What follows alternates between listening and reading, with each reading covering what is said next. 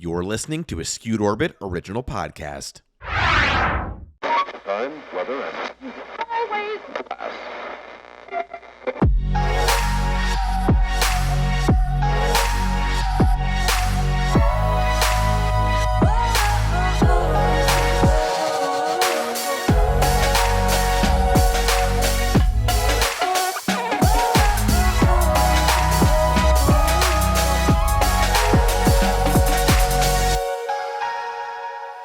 Hi friends, welcome back to the Rachel LaForce Show. It's me, Rachel LaForce, and you guessed it, this is my show. I'm so excited. I have already recorded this episode, and I know how magical, free-flowing, full of just knowledge, and it's so good. My guest today is a dear friend who I met in a very kismet situation. This is Mystic Rainn. She is so many things. But she's a spiritual influencer. She is a medium. She is a psychic and has a very grown up girl day job. She is C-suite situation. So I won't share all of that aspect of her work here, but she is certainly a force to be reckoned with. And I am so grateful to have her here today, both showcasing both kind of that earthly work that she does, as well as this very sacred spiritual work that she does. This conversation is very raw and moving. I feel like in this conversation, she sees me so clearly. As you guys know, I've been sharing, I've just felt like life underneath the microscope since, around December. And it's really been coming to a head the last couple of weeks. And she just so beautifully saw me and gave me feedback. And I just was so grateful. So really, it's her podcast. Do you know what I mean? You guys are absolutely going to love this episode. There is no doubt about it. So please enjoy this conversation with Mystic Rainn.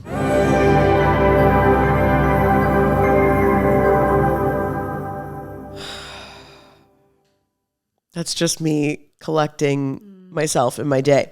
So I've already done a beautiful intro. The people have already heard it. Really? Yeah. Oh yeah. Nice. So they're like amped and they want to hear all of your knowledge. Nice.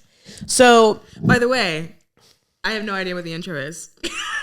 I don't know how you've worked this out, or how you've built this up, or how you or what you've said. Right? And so I'm nervous now because I'm like, oh God, well, I'm moving blind. Well, do you want me to tell you? That'd be great. Okay, that'd be fine. I just introduced you. Yeah. Is Mystic Rainn, and letting people know, you're a spiritual influencer, a medium. Well, that was kind. A soon-to-be published author, and YouTuber, and doing all the things. So it was like that, but just more hyped up. Okay, I gotcha. Did I crush it? It was cute. I love it. Okay, good. I love it. The influencer part, though, that was kind. Well, is that the intention? I mean, it's the intention, but that's also, it's been an intention very much in my head. So hearing it out loud, repeated back to me, is a new feeling. How does it feel? I don't know. I'm processing. Okay. I'm processing what that may feel like. My bad. Oh, was that your ding? Oh, yeah. That was my husband taking the chicken out of the fridge. Okay, there you go. You heard it. Mm-hmm. Also a newlywed. I am a newlywed. That I did not say. Yeah. Okay. Newlywed. How long have you guys been married now? Ooh, 2 months. Okay, so very much We're newlywed. very new. How has that been? It has been, it's been awesome. It's really interesting because I'm like, I actually really enjoy this. I like being a wife. I didn't know that I would like it because I didn't see women around me married growing up. Okay, Yep. Say more. Interesting. Yeah, so none of the women around me, they weren't married. My grandmother was married, but it was an old school marriage where Papa was a Rolling Stone and no one shared a bedroom, and I never saw affection or intimacy or hugging or any form of I like you back and forth. And so with me getting married, there was no example. I didn't know where to go, who to talk to about it. Is this normal? These feelings I'm having, is that normal? Is this experience normal? And so I didn't know. I just knew I loved the guy, but I didn't know what was on the other side of that. And so coming into it, there's been an adjustment, but I like it. I like being married, But I also was like, holy crap, I don't know I don't know what I'm doing. Oh yeah, they like don't leave. They Like, just like live with you now. Yeah. Yeah. Yeah, that part. But Yeah. also it's like I'd cry if he did, right? I'd be a ball of tears. But then it was also like, do I have responsibilities? Like I hear on the internet that as a wife I have responsibilities, but I also have no one to explain to me what they are. Okay, that's interesting. And so then trying to figure out like what are my responsibilities in this? Is it to keep you alive? Is it to feed you? Like, what do I do? Is that all products of the patriarchy? Do you even care? I mean, I'm going to interrupt and say yes, You but that's know? just my humble opinion. Well, Yeah. So what do you, well then let me ask you, like, I think there's something that's really beautiful about not having the example, because at the same time, it's like, then you get to define it, right? Otherwise we just mirror whatever is shown to us most of the time.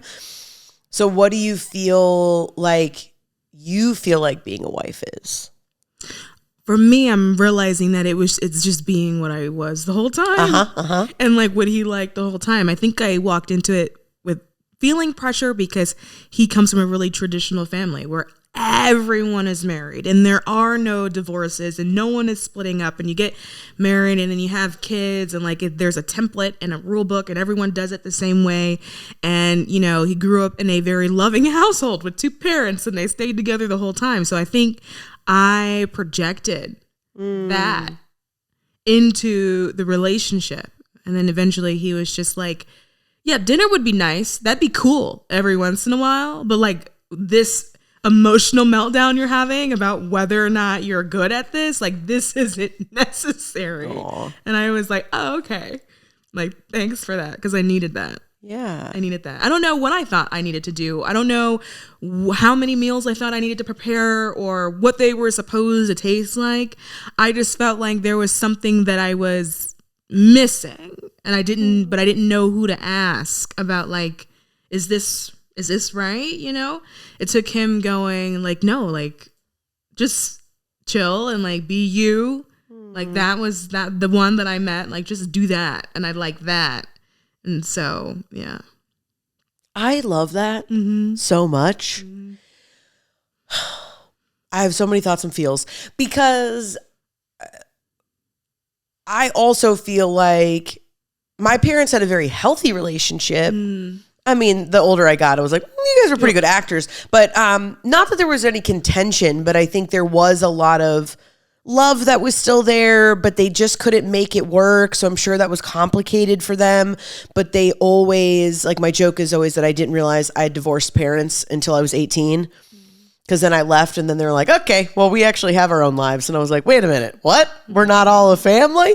And then, many years later, now it's really beautiful, because when we do things as a family with my family, Alex and the two boys, when everybody comes, it's like the most beautiful thing to me to have my mom and her husband and my dad and his wife there.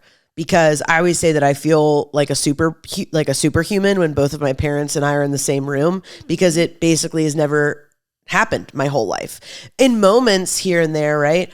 But I'm so split down the middle, like my mom or like my dad. And if I stand next to my dad, I look just like my dad. And if I stand next to my mom, you're like, oh my God, you guys look so alike.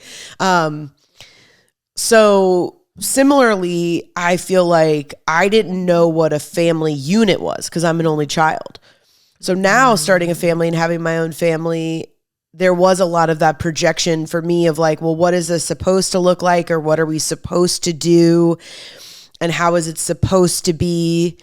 And I've been thinking a lot about that recently. I think it's also just what's giving me a lot of anxiety in my life in general, of all these things that are supposed tos. And I have this joke now that I feel like I just only want to do content that starts with like, wait, so are we all doing this? Like all of the things that just make us feel insane, but we're like, this is what we're supposed to do, right? So something like that, where you're like, wait a minute, are we all just out here working full time and then coming home and making like copious amounts of meat? Like, is this just what we're all doing? Why are we not talking about this? Yeah. You know? That's how I felt when I was on my third batch of spaghetti as a wife. And I was like, okay, this is getting out of control.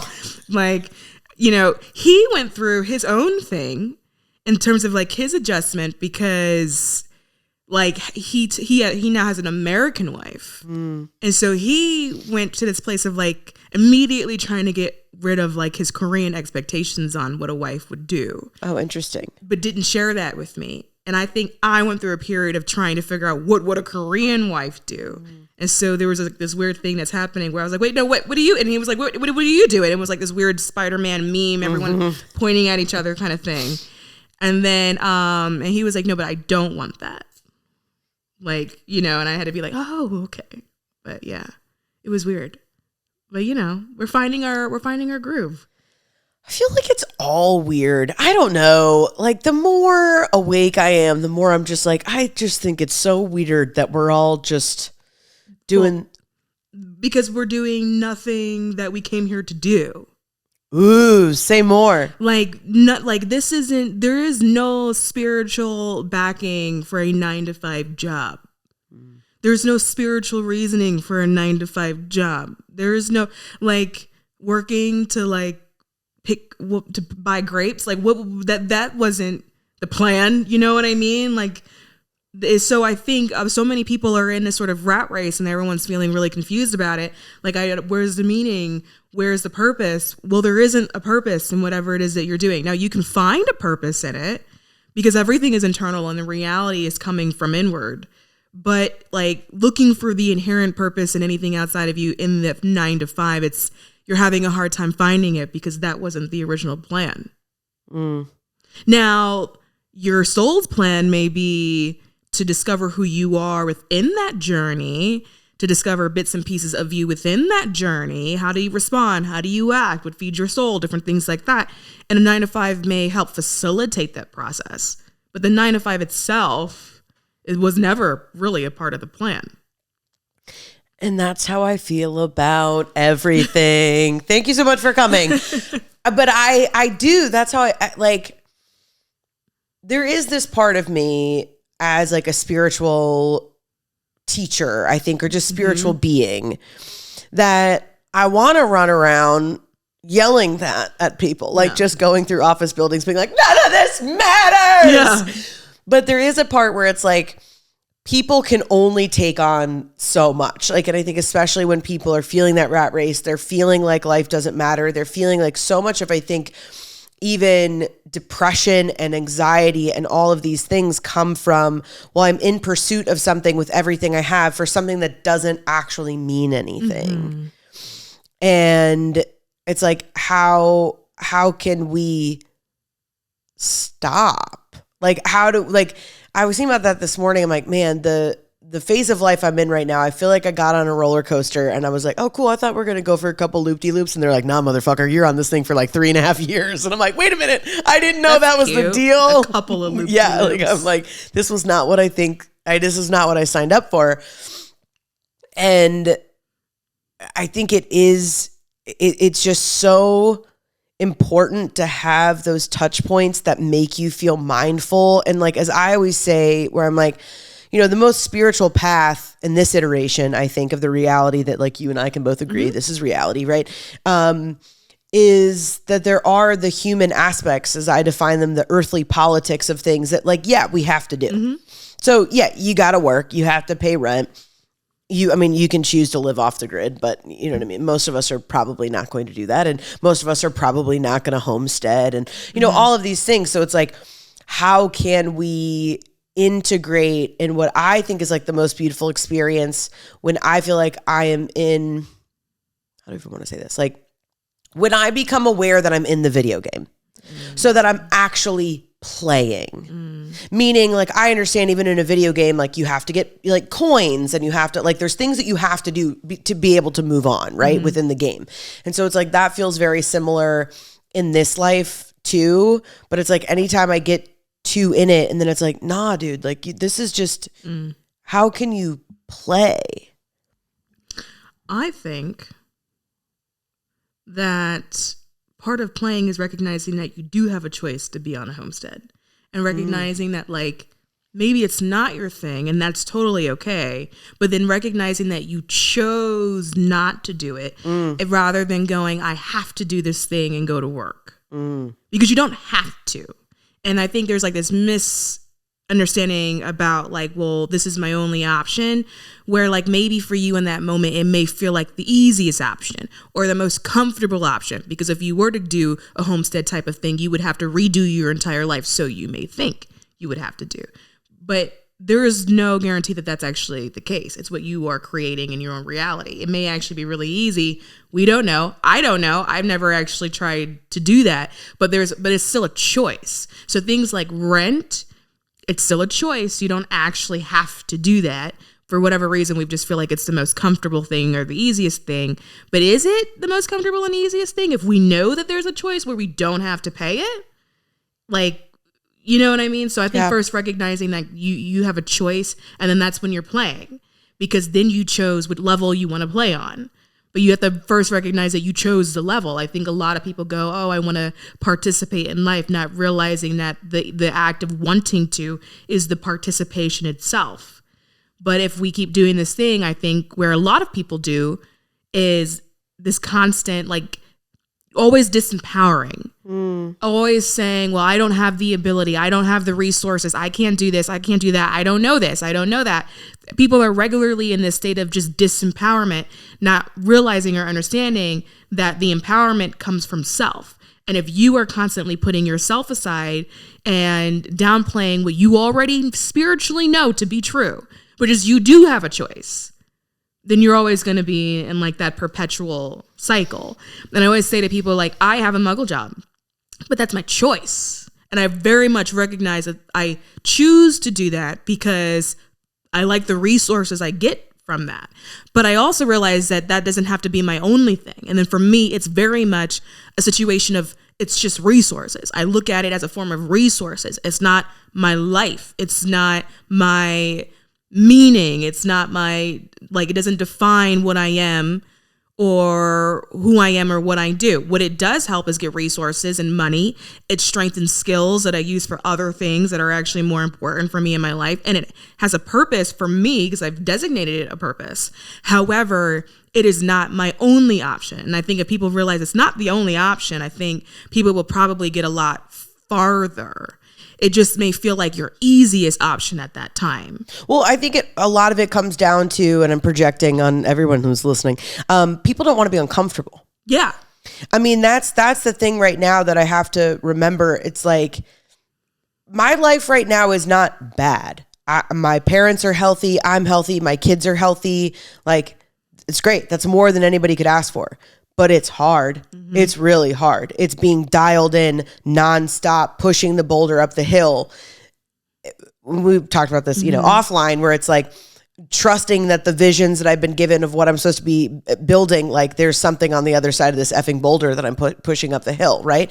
And then I have to stop and I have to remember, like, first of all, this is a choice. I could stop at any time if I really wanted to.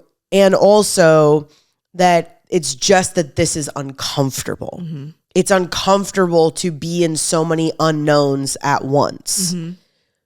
But I also know, and this is what I always tell people when they're like, well, I'm scared to step out or do this or do that. And I'm like, the more that you start failing, the more that you start stepping out, the more that you start following that little voice that's inside of you, the more that you listen to it, it's not going to be such a little voice anymore, mm-hmm. right? We've just learned to ignore it and stomp it out and whatever. But the more that you start to do that, then you get evidence.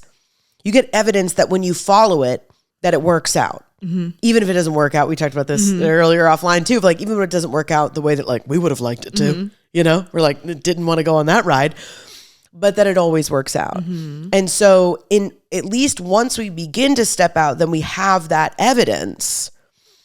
Then we can do things that we thought that we could never do.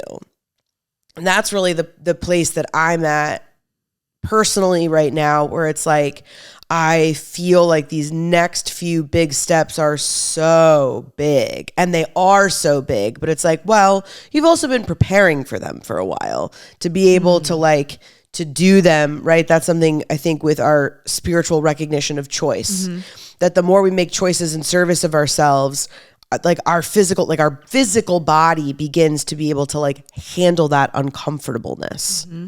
But I have a question then. So then what evidence do you need? Because for me, I'm hearing you say pushing this boulder up the hill, right? Hoping that something is on the other side. My mind goes, but you know exactly what's on the other side. No, I know, but it's still my human brain that's going, it'd be nice to see something. It'd be nice to see. But we know. So then like, what is that thing, right? The evidence is you saw it already. I know. Like, not everyone gets a vision. Like that, you are not even 10 steps ahead. You have completed the game because you know how the game ends. So then what evidence do you need? I know. This is why I like being your friend. I know. It's truly wild. And I think it's just lonely, honestly. Like, I don't think it has to be, but I think when we choose to live the way that you and I choose to live, which is like, spiritually empowered and making choices from that place, and like, it can be lonely. It can. And now I'm kind of like going off on like a different tangent, but yeah, I'm in this place where like, I'm really just wanting to connect with more and like really build up that tribe. Like even that alone of hearing that from you, I'm like, okay, that'll get me through another 12 days. All right, well, then I will be here in 12 days. What day on the calendar is that? And we will re-up, because that's what it is. Like, you're not pushing a boulder up the hill. What you're probably doing, if it feels like a boulder, you're probably in some form of resistance somewhere. Yeah. Because it shouldn't feel like that. You know how the game ends. Like, it's not even a matter of like, how do I play? You're finished. I know. You're finished. Your game is over. You finished. It's not a matter of you played already. Yeah. And then you won. And then you saw that you won. So why are you pushing the boulder? This is now my podcast. I love this. This is why when you sat down, you're like, how you feeling? I was like, not great. Can you fix me? Like, if you're pushing anything, then you are in a state of resistance, and then that is just going to take it longer to get to you, because now you just need to let it unfold. Yeah. You're not trying to see what's going to happen. It's not a matter of, if I do this thing, will this thing manifest? You already know exactly what manifests. Yeah. You know how. We already talked about that through spontaneous combustion. You have the answer. You have the what and you have the how. What's happening is that you're creating resistance because you're trying to force the win. When the win will be when you are ready. I know. Well, and I think that's when I told you, like, there's so much anxiety that's being held in my I don't want to say it's anxiety that's being held in my body, but there's so much energy in it. Yeah. I mean, and also, our childcare has been sick for 2 weeks. So I've had 2 young babies at home while trying to do all this, so like that is also more of what I speak about when I say like this boulder. Cause I feel like that's like, all right, throw this baby on my back. All right, throw this baby on my back. Like, it still has to get done. And so I think that's a lot of like the spiritual practice, and where even when my body starts to be like, hey, this is too much. Like even earlier we were like, well, can you take a day off? And I'm like, yeah, I'm going to the aquarium tomorrow with my dad and my boys. Like, we're just going to play. But that's not a day off. Well, I know, but that's you're very much on. That's about as close as I'm going to get until May. Okay, but that's a problem for me. Like, as your friend, like hearing that, I find that really unacceptable. Well, I will say, if there's anything that I do that's in this that I really do need to work on and implement, is like this next level for me, which is exactly what you're saying, which is like, if you've seen it and you know that it works out, then there have to be breaks in between. Like, admittedly, I am very much pushing the win, because I'm not only the win WIN, but also the win WHEN, because I'm just, when you see it and you're like, but it's great, and I think it's just that I feel so blessed and so grateful that when I get to do things like being on stage, or like that audition earlier today, like things like that, where both my purpose and the things that bring me resources collide. Like, I'm like, oh, yeah, there's nothing better,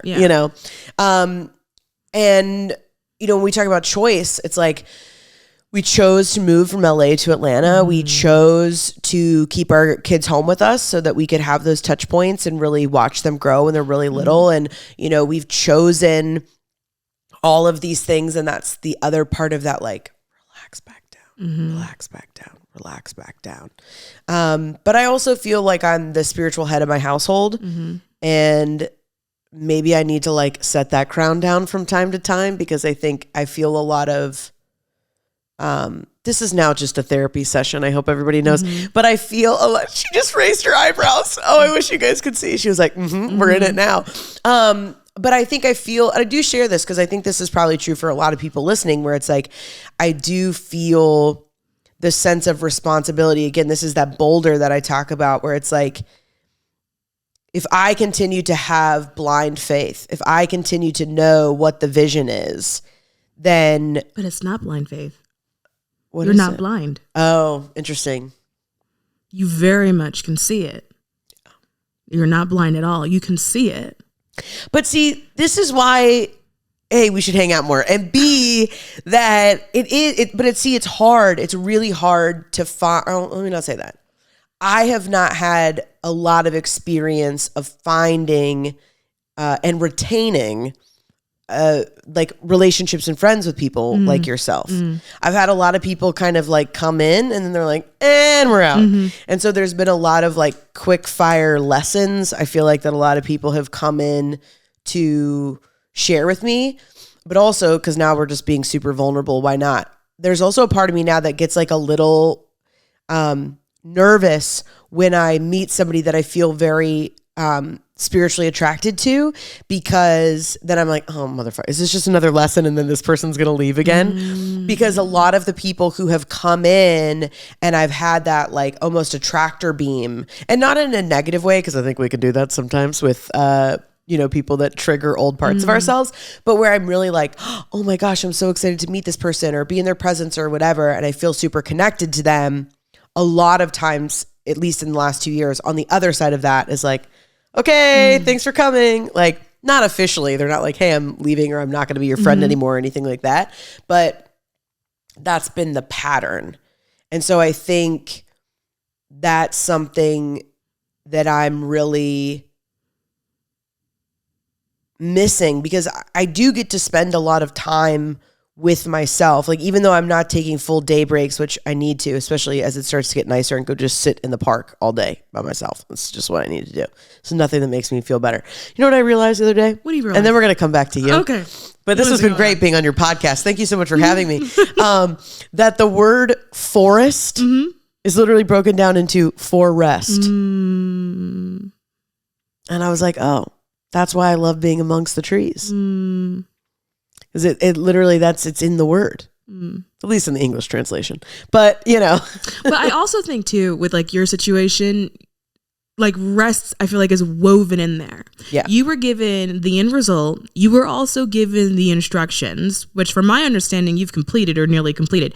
So the only thing left for you to do is to sit down, not take the crown off. You can very much wear the crown and also sit down. That's why there are thrones. Ooh. Right? They're all sitting. Every one of them are sitting, because when you don't know what to do, you sit still. Oh, that could make me cry. Yeah. Like if you were just up running around, if every king and queen was up running around, they would be doing what you are currently doing, which is running themselves ragged, overthinking. You need stillness, you need calm, you need poise. That's how you run a kingdom. You can't run a kingdom by being tired, overworked, not getting enough rest, not eating when you're supposed to. There are too many people involved, too many lives involved, too many major decisions that need to be made. And the person making the decision needs to have a level of poise, calm, and grace to not only the kingdom, but to themselves as well. Every organization that I've ever seen that had issues with the leadership are people that don't know how to sit down. They are people who are surrounded by advisors, and I've watched advisors say to them, you need a break, you need to rest, you need to sit down. And then they don't. And then they run what they've built into the ground. You are building something. We've already talked about it. You already know how big it's supposed to get. If you're doing this, when it's that size, it's not going to sustain itself. You need to know how to sit in your strength, and you need to know how to sit in your peace, because everything around you is going to be super chaotic. You don't need to be chaotic too. The only way it's going to calm down is if you're calm. Yeah. That's the only way. You can't run things on chaotic energy, at least not well. I know. And we just need a moment of silence for how beautiful that was. I was like, you should tell everybody where they can find you right now. Right. Caroline, who's my assistant right hand, who's watching, and she's like, I've never been so glad that Rachel's received information before. But I think you're so right. And I think it's a few things. I think it's generational. I've seen people in my family do that a lot. And I know that it's a really big cycle. I also think a lot of it is, this could also make me emotional, but I don't think it's conscious, but I think it's what contributes to this, like, it's got to get done now energy, or if I don't do it, then it's not going to get done, is for so many years where I had so many opportunities and I just was drinking or I was scared and I didn't show up fully for them. So there's this feeling now of like, but I can do it and I'm going to show you how I can do it. And also, the other thing that I'm very grateful for about this part of my life is, I'm learning what's too fast because I know what's not enough. I did that for a long time. And now I'm learning as I had to go and eat my lunch laying down in my front yard because my body was so dysregulated and not grounded. Alex, that's not, you want to run an empire? I know. Alex came out and he goes, you need anything? I just have a bowl on my belly and I'm like, nope, I'm good. So no. We have two. I have spilled. Oh, actually, that's very surprising. Oh, it didn't spill? It did. Oh. But it's like a trickle. Oh, okay. Well, that's okay. That's because you're magical. We'll clean it up when we finish. No big deal. No big deal. My apologies for that. But I think you're exactly right, which is, well, we know that you are. But I also had to learn what is too fast and what is too much. And I think that's, again, where this feeling where I was like, is everybody just run around? This is what everybody's doing? No wonder everybody feels insane. And no wonder everybody feels like they can't do it. And no wonder that everybody feels like, the other thing that I've run into a lot is too many things will end up on the calendar. And then some weeks I can do that many things and it's no problem. And then some weeks it's not going to get done. And, and knowing, because it's the people pleaser in me where I'm like, there was a small performance thing I had to cancel recently. Literally could not be less of a big deal. But in my mind, I'm like, but if I cancel with them, then they're going to be like, oh, she could never. I'm like, great. Which is so funny because I said the same thing to you and you were like, but it's not that big deal. Just cancel it. Yeah. I know. Why are you freaking But out? there were so many things that I said to you in that conversation. I walked away and I was like, I'm pretty sure that was also all for me. I'm pretty sure that was all for me. But yes, absolutely. Even throughout the course of this conversation, I can feel myself like coming back into my body and being like, okay. But also too, there's no such thing as it's not going to get done. Yeah. And the reason for that is, again, you've already seen it, which means everything that was supposed to get done got done. Yeah. It got done. Yeah. Like, you already know. Am I going to finish this thing? Yeah. Yeah. You finish it because you know the outcome already. I know. You just don't know when you do it. And that's the part that's driving you crazy. But like, if you already know that it got finished in the end. I know, but that's the true faith part, right? It's not faith. Well, I guess what word should I use? Because here's my thing. It's not anything. I think you're assigning a definition to something that doesn't need a definition. It is complete. Yeah. The whole thing from beginning to end is complete. It has completed itself, and you know it's complete because you saw it. If you can see it, it means it exists, because you can't see non-existence, because non-existence is non-existence. If you can see it, then it exists. It means it was complete. So there isn't anything to do. There isn't anything to have faith over. It's just, at this point, you're just letting life unfold, and you're letting your timeline catch up to what you already see and what you already know. But there isn't faith. There's no faith required. I mean, if you need it, I don't think it's working for you. Right? But like, there's the clip. Like, clip it. Like, you don't need it. Oh, that's so funny. Because you see it. Yeah. People that use faith are people that have dreams, and this is part of life too, right? You always experience like goals or dreams or whatever that you want to accomplish, and you see nothing, right? Now that is where you're using faith, and that is when you're blind faith, because you see nothing. You are moving blind. That is when you may be pushing a boulder up a hill. But if you already know the outcome, my question to you is, why are you pushing anything?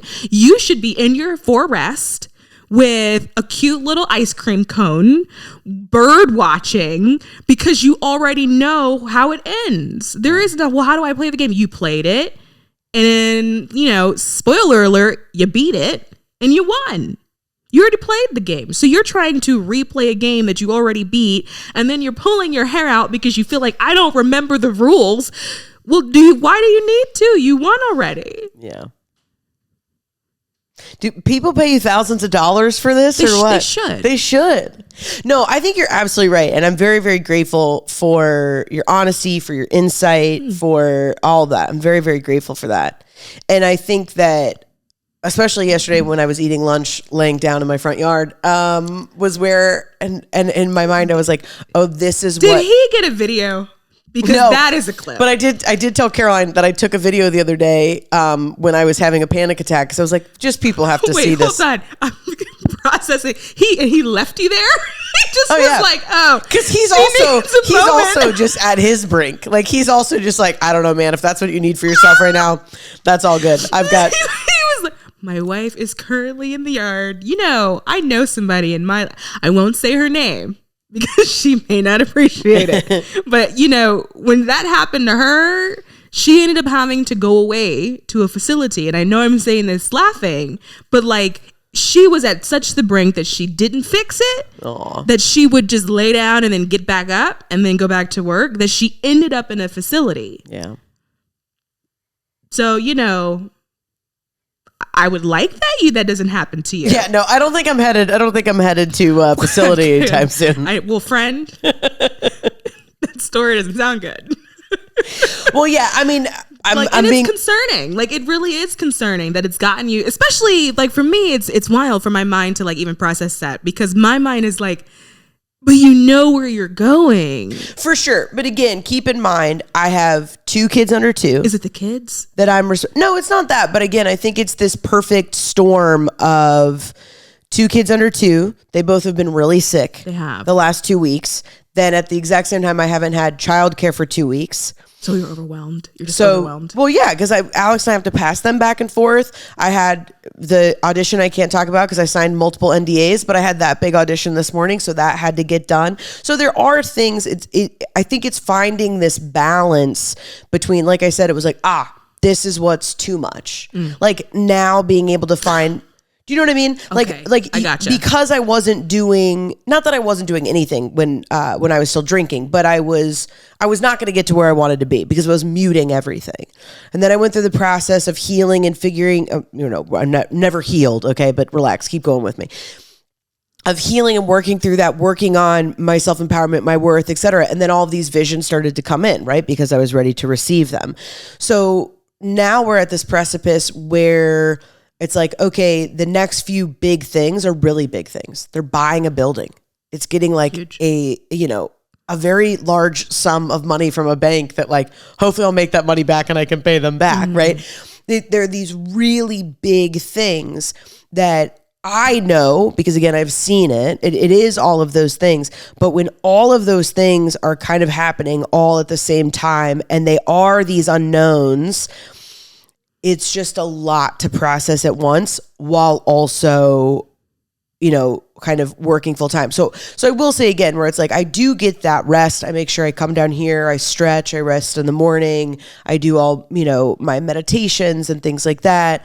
I make sure that I get 10,000 steps a day. So I'm getting outside and I'm using my tools and pulling on all of those things. I mean, everything that I talk about here on this podcast.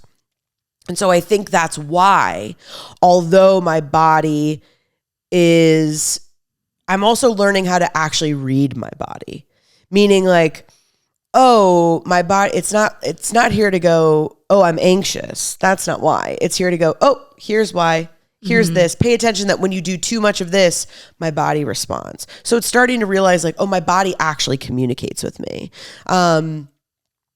So, it's all those things. And, so it's just learning a new level of the video game is really where it's at, and going, I can't keep trying to just dive from this side to that side. You have to catch a star in the middle or whatever it is.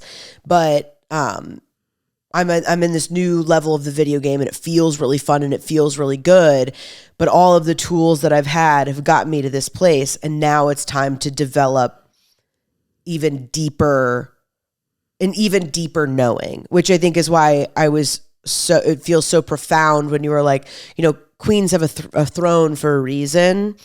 And so that, like, really letting that just kind of like live in my body and sink into my body, so that we continue to operate from that place. Because to your point, right, it's like anybody that's running a big business or an empire or a kingdom at that point, like,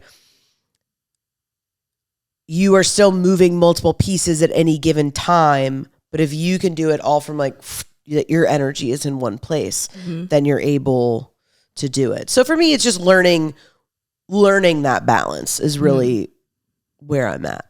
I talk about like this concept of like a chessboard a lot, like life is like a game of chess. But I think at that level, I think people are trying to figure out how they're maneuvering on the board, not necessarily realizing that like sometimes it's just your board and your job is to maneuver the pieces, but you're not a piece on the board because the board is yours. It's your game that's being played. You don't need to be a piece that's moving on it. I mean, not unless you feel like it's gonna be helpful for you, but you're just watching it unfold. Yeah. Well, and a lot of it is, I also have to remember that like I'm very ADD. So there's a lot of things that are like super easy for other people's brains just to do. And my brain always wants to go, nope. Like we're always trying to like skip. Like what? Even like most people their alarm goes off. They can get up and out of bed. They're going to go into their bathroom. They're going to brush their teeth, put their contacts in, brush their hair, like whatever those simple things are. Then you're going to go into the kitchen. Like there's so many steps. I know this sounds very silly, but for people who are neurodivergent, they're probably nodding their head. Like even from the moment I get up, knowing that there's so many steps from like getting out of bed, even just to like getting breakfast, like in my belly, there's like so many steps. So my brain has to like slow down and be like, okay, we're going to do our morning routine. And now we're going to move to the kitchen to feed our body. And like, that's fighting like 8-year-old child Rachel of like, okay, time to go. We got to go. How would you want to do it then? How would you prefer to do it? Now? Yeah. I think that's a good question. And I think that's I think that's the phase of life that I'm in right now, which is, it's not an option for me, or it's not an option I'm choosing to be a stay-at-home mom. I don't think that would make me feel fulfilled, or I would feel in my purpose. I'm also not interested in sending my children off to, preschool or whatever from 7 a.m. until 6 p.m. 5 days a week, because that's also I'm not interested in that choice either.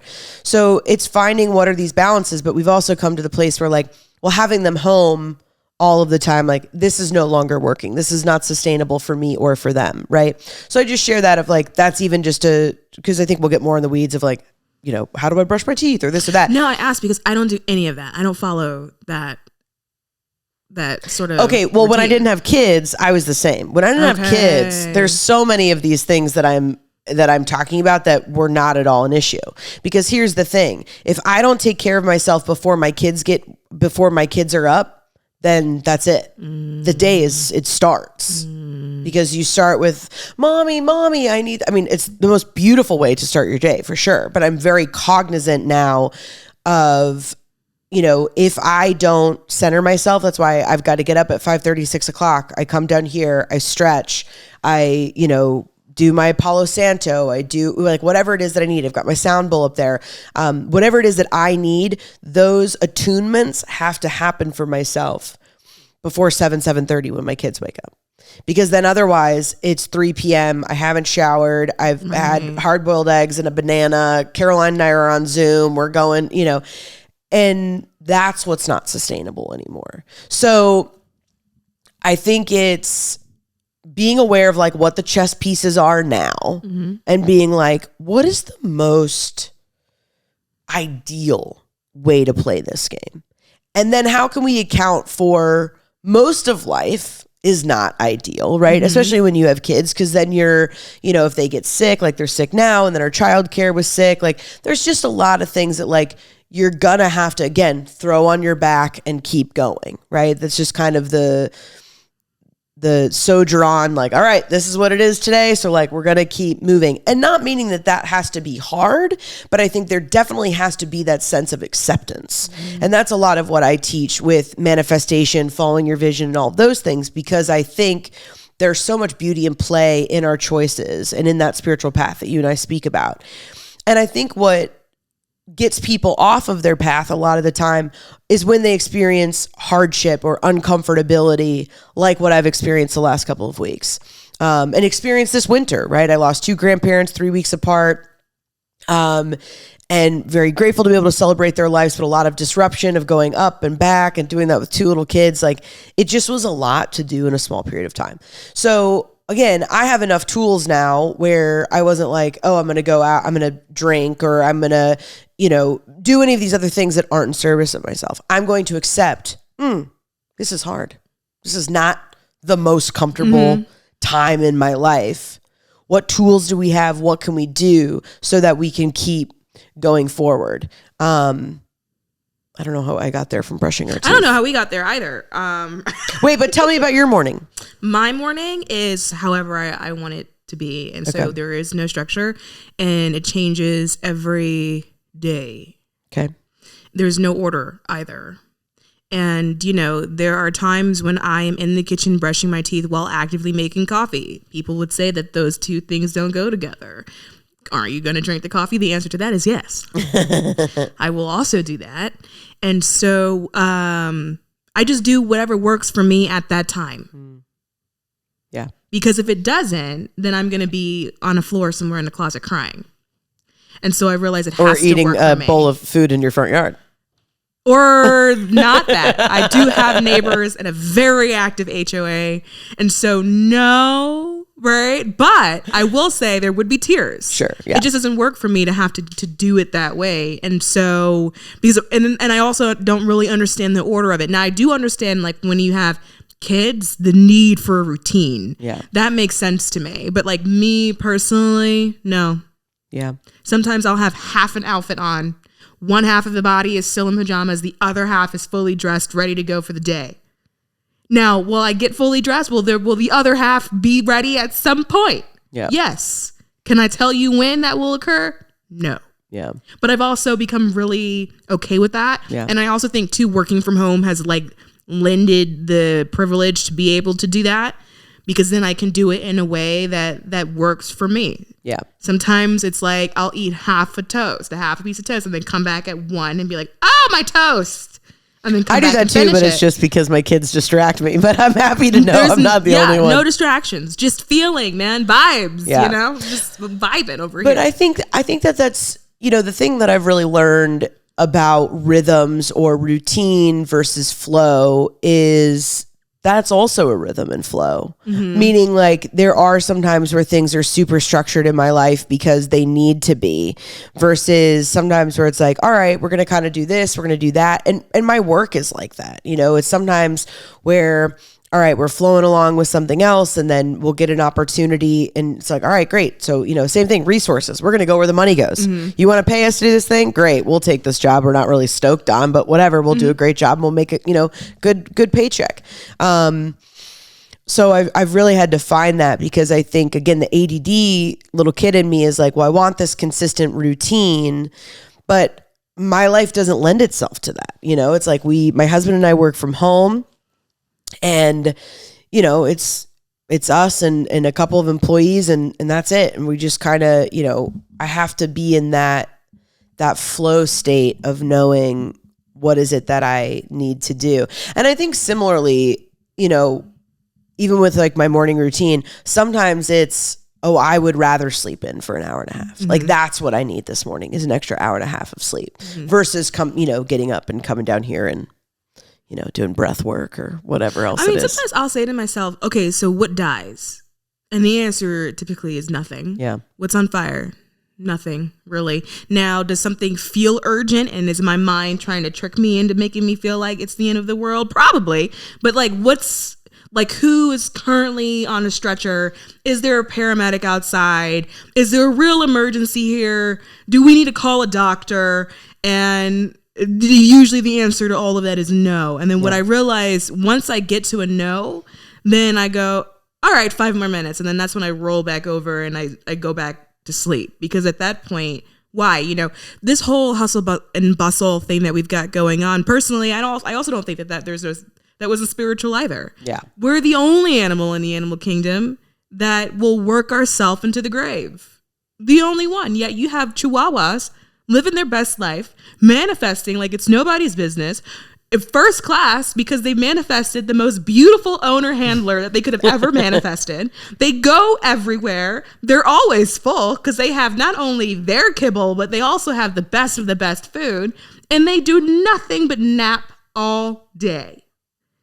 Every animal just sleeps, eats, poops, maybe wakes up for a little bit, they play a little bit, then they go back to sleep. We're the only animal that for whatever reason has chosen that did not work for us when we had lives where at one point it did. Yeah.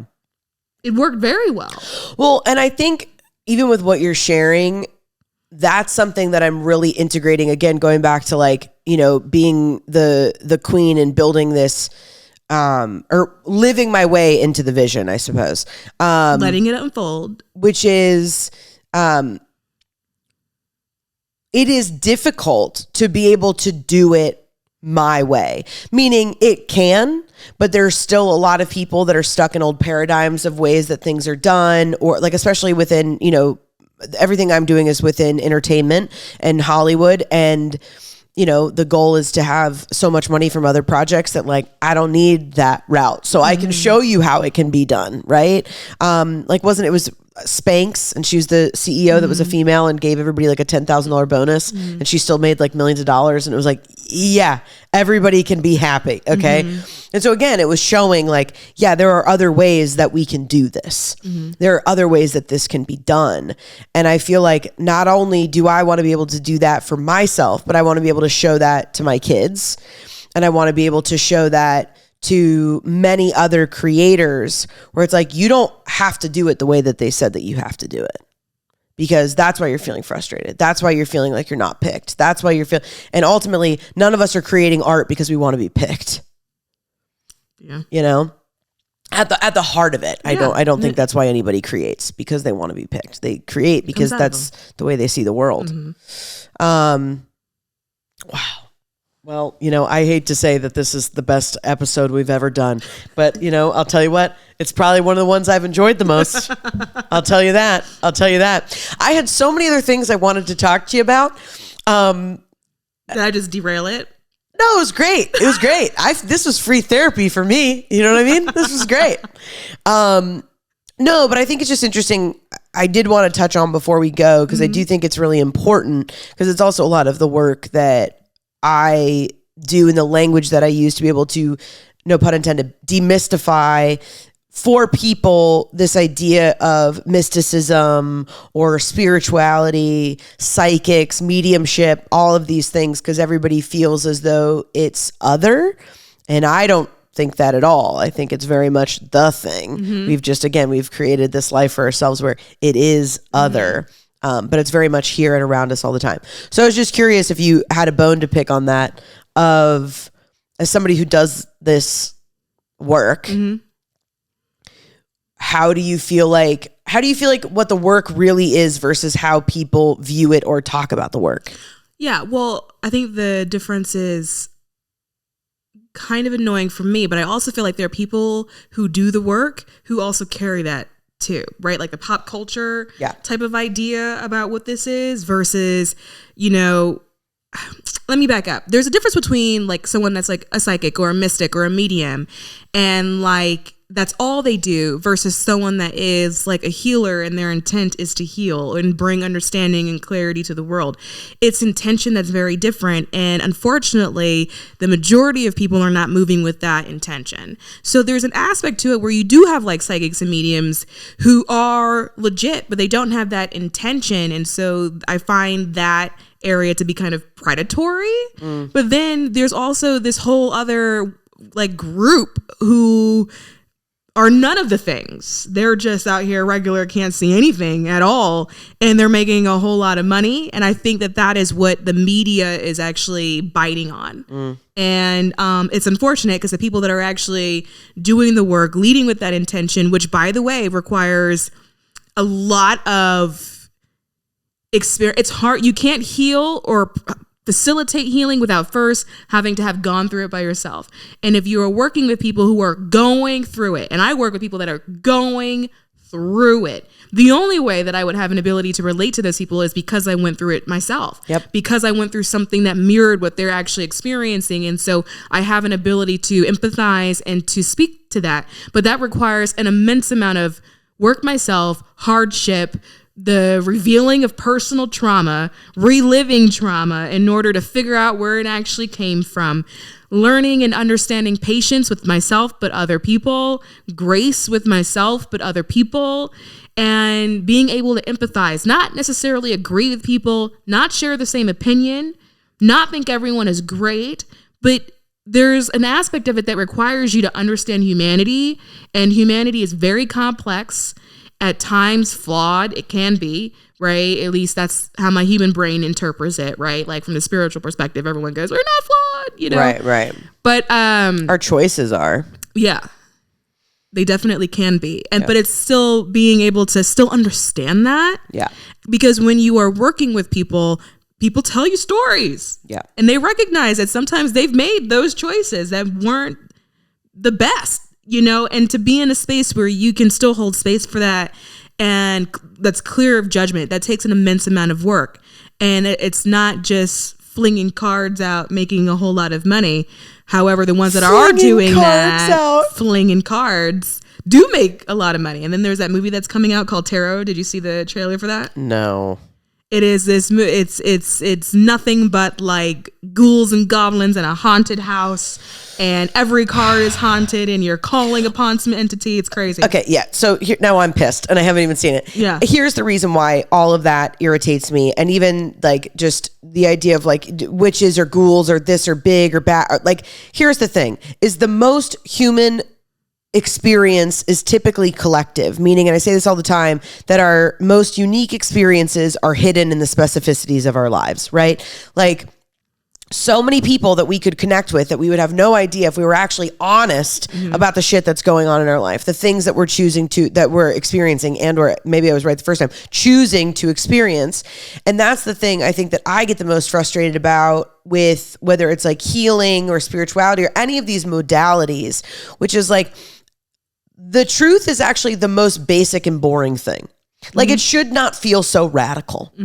Like the thought that like, you know, ooh, forest, it's for rest, or like that's why queens have thrones. Like it should not be this thing where we're all like, oh my God, and now I've seen the light. Like these are very, it's almost in the same way of like right now they're like it's not spring outside, it's winter, so just be quiet. We don't need you to do anything. In fact, the world is showing you, the literal planet that you live on is showing you that you don't need to do anything.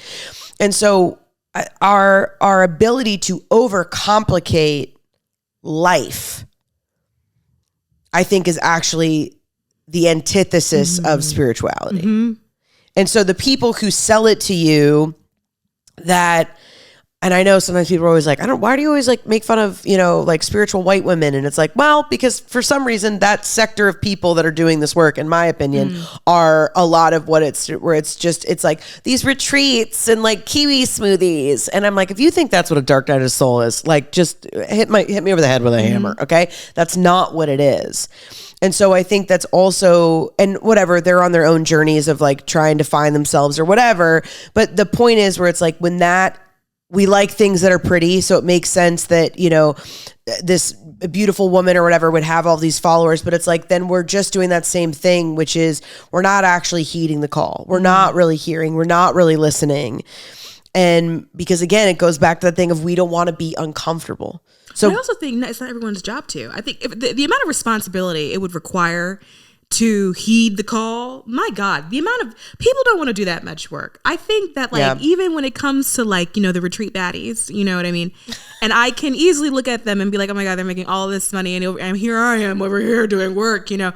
But looking at them, people resonate with that because I think that is as far as they can go. Yes. I think Yes. I find it really shallow, but not that I find like the people inherently shallow, but because it's so much and the amount of work you have to do to get to simplicity, the amount of work you have to do to be like, actually, all of this means nothing. You have to feel like everything means so much, which means as it breaks down, as it falls apart, you're looking at your reality that meant so much to you and then learning that it means absolutely nothing. And that can break people. And so I find it shallow, but I also understand that like not everyone can really handle that. And so where they are is exactly where they are in their journey at this moment. And it may be step one. And they could potentially be looking at me thinking that I sound really pretentious because, oh, what step does she think she on? And I will say, I think I cried a little bit too much to still be on step one, but it is step one. But that's where the masses are. And I think it's a beautiful thing because then you have teachers like yourself who are past that when those people graduate from that level, they need somebody. Yeah. So where do they go?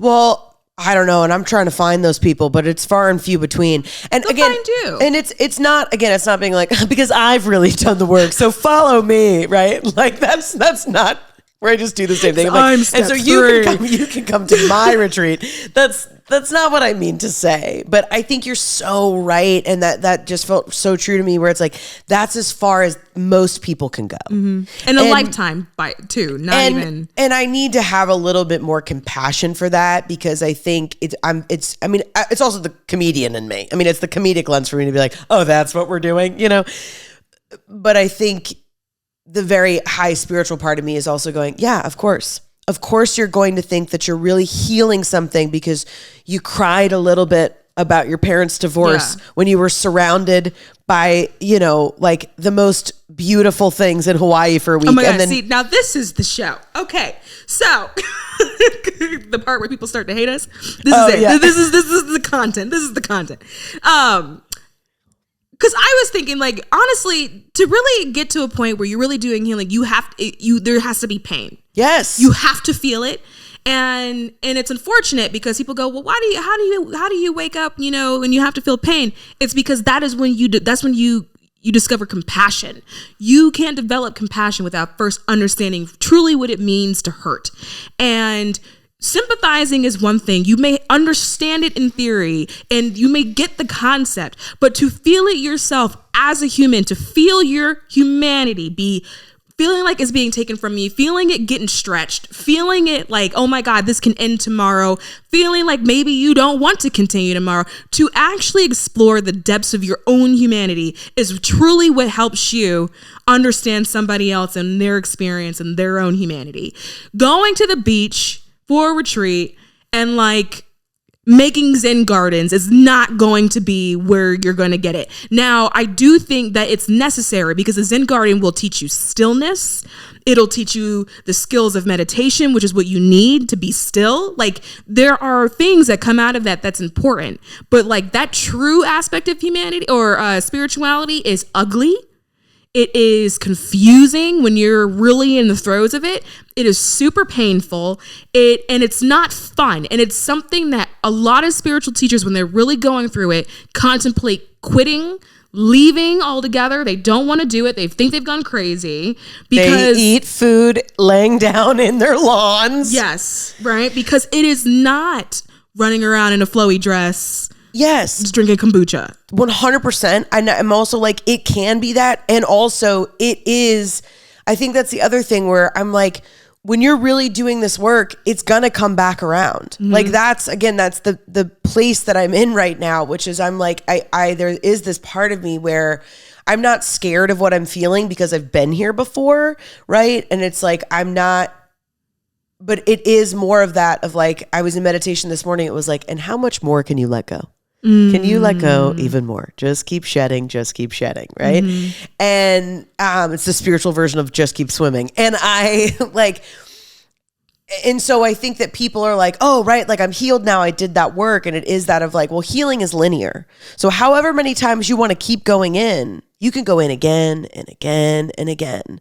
And I think that, and then we feel more empowered, right? Because I know whenever I go under, meaning like I imagine it like a wave and it pulls you under, I know that when I come up again, there's more clarity. I know when I come up again, there's more skill. I know when I come up again, there's more gratitude, right? There's more creativity. There's more resources, all of these things. So anytime I go under now, as best I can, I try not to panic. But I think you're so right. And so I don't mean to like blind pitch where it's like, and so that's why you should come to the Misfit Light. But the other entity that I have, and it's called the Misfit Light because it is that, where I'm like, we are all misfits. And when we're really choosing to experience our human experience, it's going to make you feel like an outcast. But the true reality is that we're a collective of them.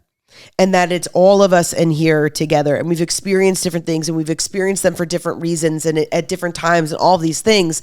But actually what's working against us is denying that part of our humanity, is denying things that don't feel good or aren't pretty, and I think that's sometimes what I come, to bring it back home to where we started, where I struggle with this idea of like influencer. Again, not that anyone's calling Rachel LaForce an influencer, but meaning like even putting myself out there in a capacity outside of comedian actor, right? Because that's not Rachel. That's a version of Rachel.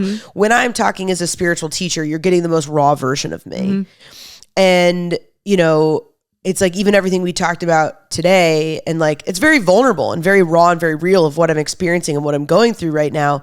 But I feel like it's so much more beneficial for the people on the other side that are listening, because I know it was podcasts like these that got me through when I first got sober, and I'm driving to Santa Monica to a bartending job. And I'm, like all of these things where it's like, I'm just putting one foot in front of the other and trusting that there's some sort of resolve at the other side of that experience.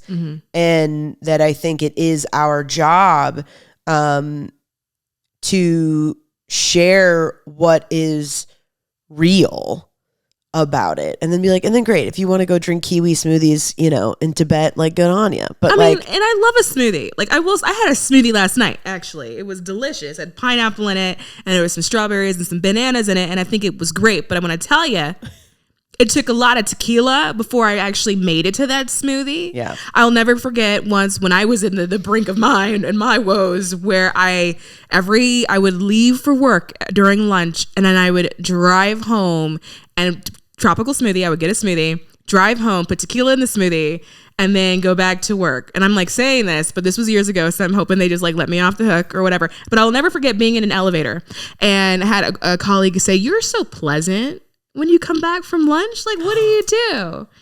And I'm holding my tropical smoothie with tequila in it in a government building, by the way. This was at this point, this was probably like over 10 years ago. That's okay. We're not going to hold you to it. You know what I mean? But like, but that's where I was. Yep. You know what I mean? And it took a long time before there was no more tequila in that smoothie. It took a really long time before I got there. Where you could be pleasant without it. Or I can be pleasant without it, where I didn't feel like I needed it, where I wasn't using it as a crutch, because my life was falling apart and my reality was ripping at the seams. And I'm telling you, a beach, we wouldn't have done it. It would have been nice for a day, but there would have been no healing there. There would have been no resolve. There would have been no understanding. Sometimes the best things that can happen to you in life is that you break. Yep.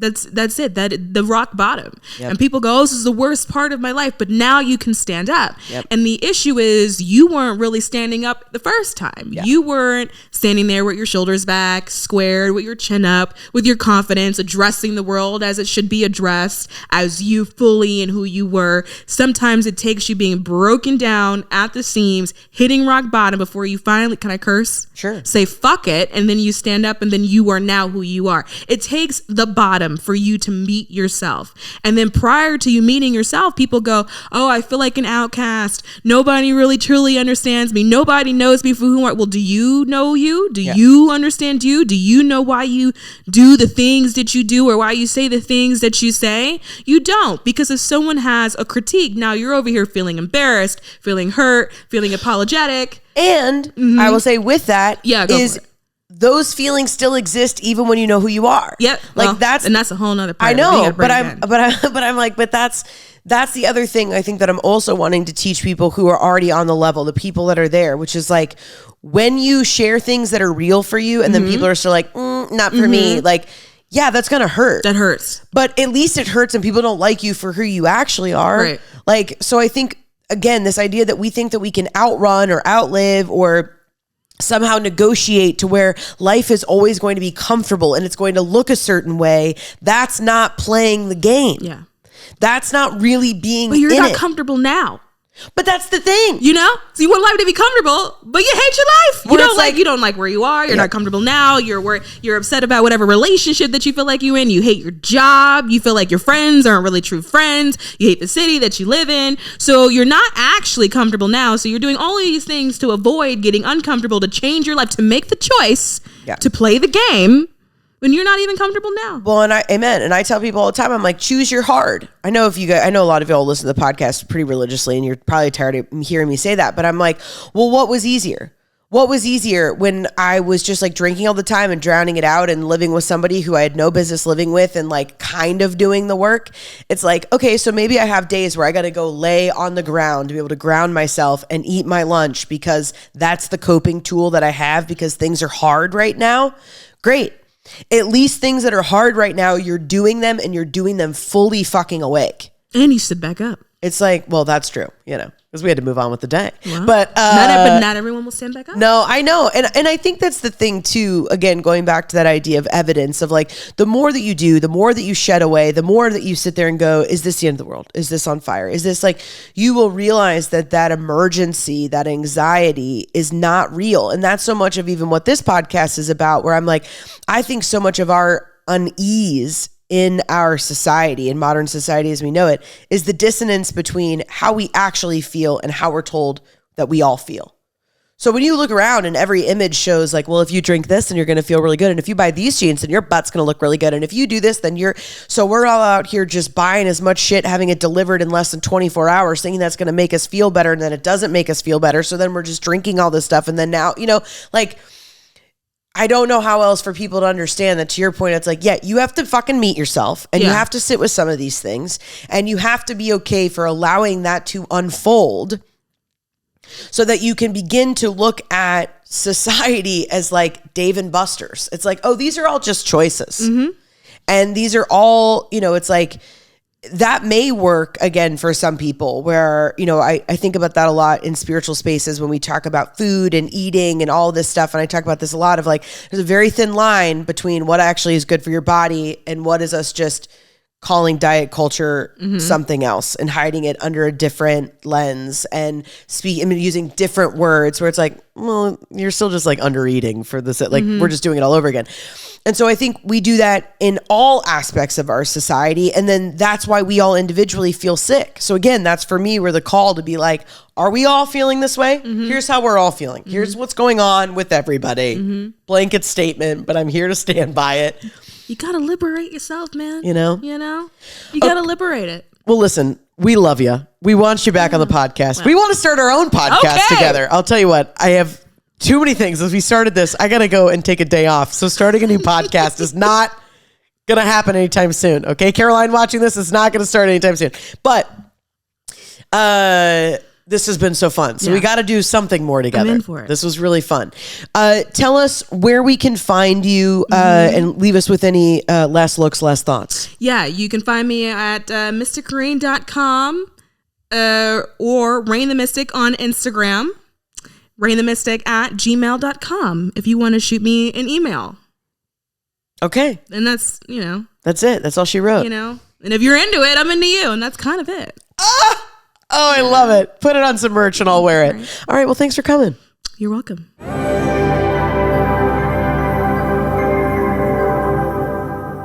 Did I tell you? Did I tell you or did I tell you? It was good.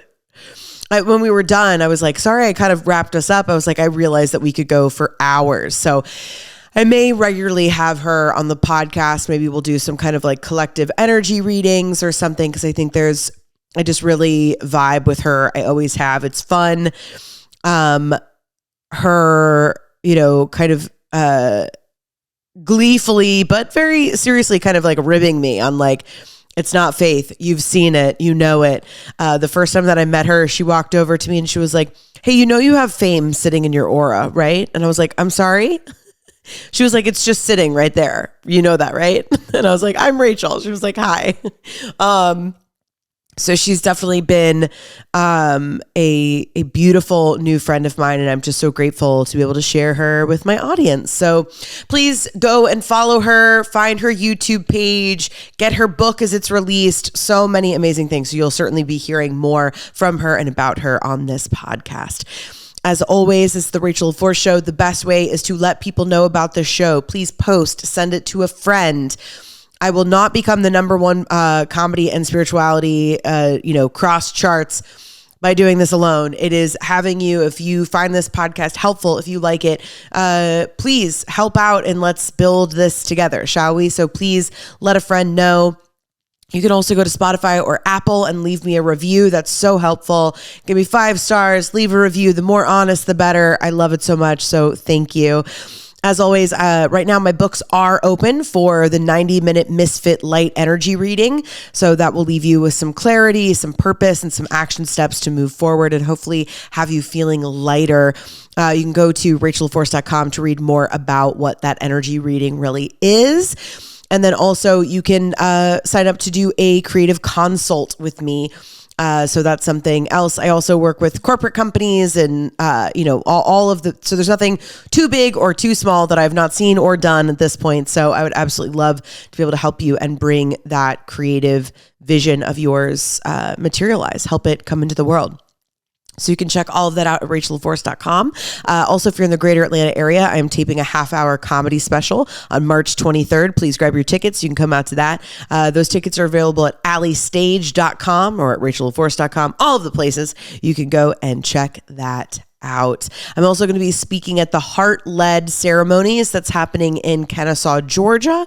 So the link of where to buy those tickets will be in the show notes here. So that's March 16th here in Atlanta, Georgia as well. And also hot off the presses, I will be in Boston in June. So I'll be bringing all of that your way as well. And somewhere in between there, maybe a day or two to rest in the forest and just relax and recuperate. So I'm so grateful that you're here. I am honored and just so damn delighted to get to do this. So thank you so much for listening. Thank you for doing the work, and let's just keep lighting the fuck up. You know what I mean? All right.